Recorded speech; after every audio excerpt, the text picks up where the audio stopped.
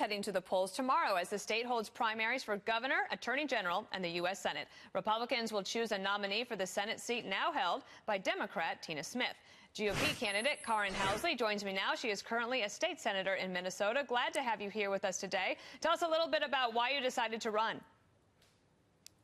Thanks so much for having me, Dana. I decided to run. I've been in the Minnesota Senate for the last 6 years, and I've had the opportunity to work with the Lieutenant Governor Tina Smith now, who took this seat. This was Al Franken's vacated seat.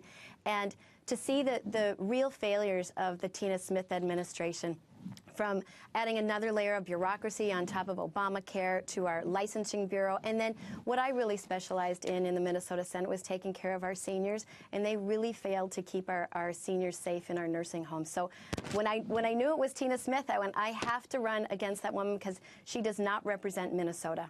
She benefits from having a broader name ID than you do, of course, because she was, as you said, took over the Al Franken seat. So she's been there. She's an incumbent of sorts. Has only been there for about 9 months. A recent poll, the Emerson poll, showed that you are trailing a bit. Tina Smith at 49% and you, Karin Housley, at 35%. But the primary is tomorrow, and then you have the possibility of taking her on in the general election. Republicans always think that they can win big in Minnesota. Is there something that is the tipping point this year? I think, well, actually, the poll that just came out today just had me down 4. So that was the Emerson poll that came out today. Okay, good. So we really Sorry have gained in the polls. Yeah. No, that's okay. It's good. And so I think Minnesota is, President Trump almost won Minnesota. He lost by 40,000 votes, and we had Evan McMullin on the ballot here, and he took 54,000 votes. So that alone, President Trump would have won.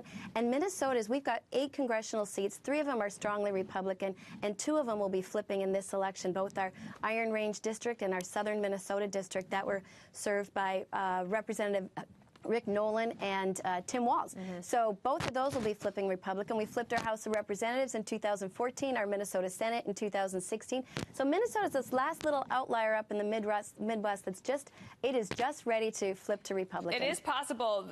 Of course, in that Emerson poll, I might have the wrong one. I hope I'm not wrong. But the president down, his approval rating is about 35%. If he's up 4 points from that, of course, that would put him around 39%.